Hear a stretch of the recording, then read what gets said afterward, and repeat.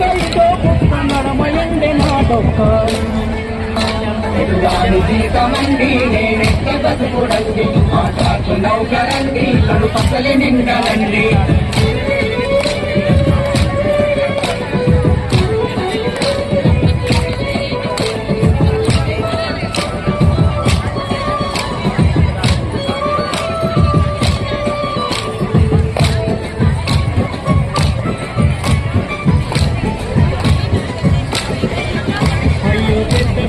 చదువుకున్న పేరుకింత పని లేదు ఏ ఆఫీసు మెట్లెక్కిన ఏ ఉద్యోగము